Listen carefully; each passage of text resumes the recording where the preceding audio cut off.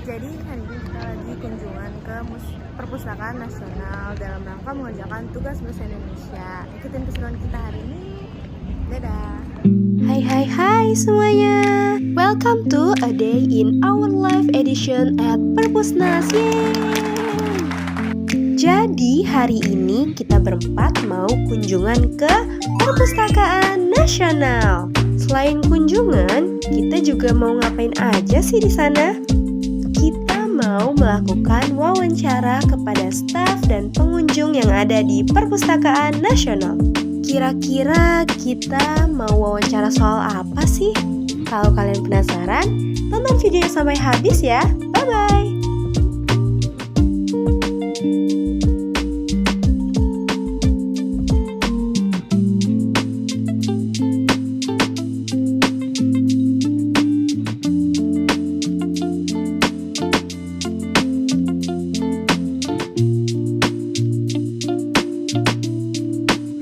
Ini dia Perpustakaan Nasional. Jadi kita bakalan ngelakuin wawancara di sini nih guys.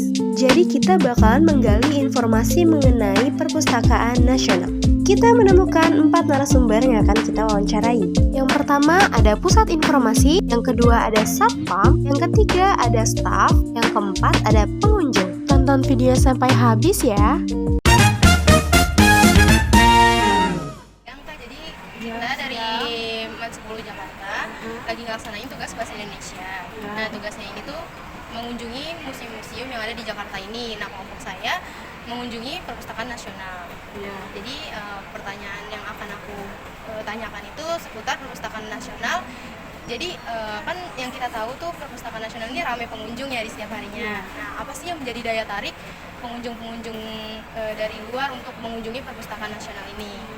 Ya, jadi rata-rata pengunjung ke sini ya ini untuk memanfaatkan fasilitas publik yang disediakan pemerintah. Dalam hal ini adalah perpustakaan.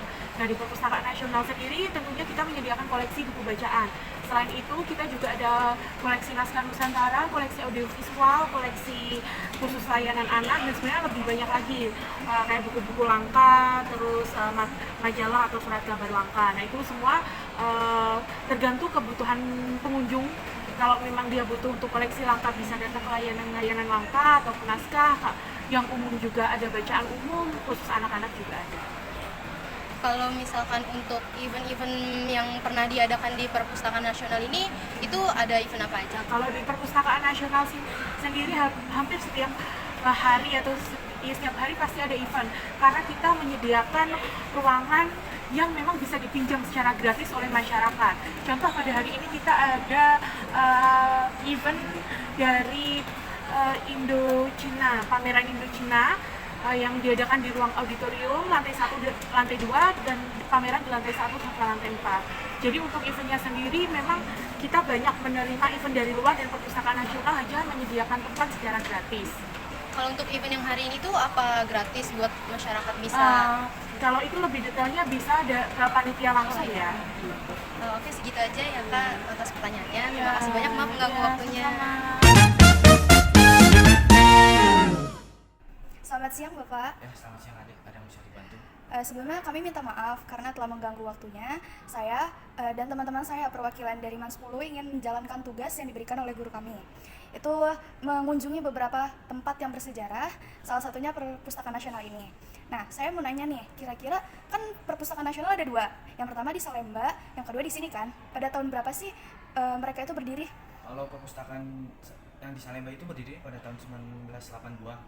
Kalau yang gedung barunya ini, yang gedung ini pada tahun 2017 didirikan oleh Bapak Presiden Jokowi. Oh, Pak Jokowi yang mendirikannya. Terus apa sih yang menjadi pembeda antara 2 museum ini? Jadi bedanya itu deh, di sana kan berhubung tempatnya kecil, jadi peminat bacanya biar lebih nyaman lagi dibuatkan gedung baru ini yang 2017 yang tempatnya gitu fasilitasnya memadai daripada yang di gedung lama itu sempit kecil. Ini kan 27 lantai sama basement 3 tuh. Kalau layanannya yang di Salemba itu udah nggak ada, jadi pindah ke sini semua koleksinya. Kalau di sana itu kan layanan koleksi buku langka sama koran lama.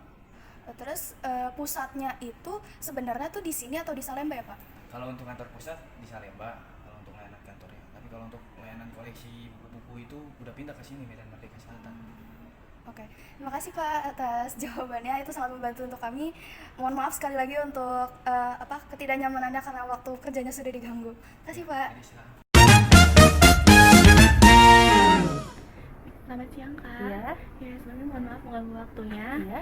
Saya selaku perwakilan dari kelompok saya mendapat tugas untuk wawancara beberapa orang yang bekerja atau di tempat sejarah kayak gini di Perpustakaan Nasional. Iya. Pertanyaan yang saya ingin tanyakan yaitu apa sih makna dari rak-rak buku di Perpustakaan Nasional itu yang tinggi itu Kak, ke atas itu? Oke, baik. Sebenarnya kalau dari sejarahnya saya juga belum tahu pasti itu maknanya apa. Tapi kalau dari segi arsitektur, mungkin itu untuk supaya terlihat lebih indah. Jadi memang ditata seperti itu. Dan memang tuh di rak itu tuh menjulang dari lantai 1 sampai di lantai 4. Dan koleksinya itu tidak diperuntukkan untuk dibaca, jadi hanya sekedar pajangan saja. Gitu. Pajangan saja ya? Iya, dan mungkin lebih ke fungsinya kalau yang saya tahu untuk fungsi keindahan aja kali ya. Itu tadi mohon maaf kalau sejarahnya saya juga belum tahu. Baik, terima kasih. Dan untuk apa saja sih yang tersedia, fasilitas apa yang ada di Perpustakaan Nasional ini selain buku-buku yang bisa dibaca oleh para pengunjung? Oke, kalau dari segi fasilitas di sini kita ada banyak. Jadi koleksi kita tuh tidak hanya buku teks. Jadi ada juga tuh koleksi audiovisual berupa CD, VCD itu ada di lantai 8. Terus juga ada koleksi mikrofilm. Itu berisi tentang buletin atau koran-koran zaman dulu yang kita alih media-kan ke dalam bentuk digital. Nah, terus juga ada namanya mikrofis, itu mirip juga dengan mikrofilm. Itu juga ada di lantai 8. Terus juga ada di sini tuh koleksinya tuh berupa naskah kuno, naskah Nusantara yang biasanya tuh bahasanya tuh sesuai dengan bahasa lokal konten, bahasa daerah masing-masing, kayak bahasa Jawa, bahasa Lampung gitu. Terus ada juga apa ya? Banyak banget. Oh iya, ada juga koleksi digital. Nah, koleksi digital kita itu ada di aplikasi Ipusnas. Itu bisa diakses di aplikasi Ipusnas gitu. Itu bisa diakses oleh semua orang Kak? Ya, bisa diakses oleh semua orang. Tinggal download aja aplikasinya di Google Play atau Play Store. Seperti itu. Dan katanya di sini tuh ada alat yang bisa ngantar buku terus Ada, buku gitu ada. ya? Kita sebutnya telelift. Oh, telelift. Iya, itu biasanya tuh dipakai tuh sering di lantai 21 dan 22 sama di lantai 12 dan 12A. Karena di lantai 12 dan 12A itu kan di lantai itu pelayanannya secara tertutup ya, maksudnya itu pemustaka atau pengunjung tidak mengambil buku langsung ke rak. Jadi petugas yang akan mengambilkan buku. Jadi bukunya itu berada di lantai 10 dan 11. Jadi pemustaka atau pengunjung nanti akan pesan buku dari lantai 21 12A, baru nanti akan diambil oleh petugas yang ada di lantai 10 atau 11. Nah, bukunya diantar dengan telelift gitu.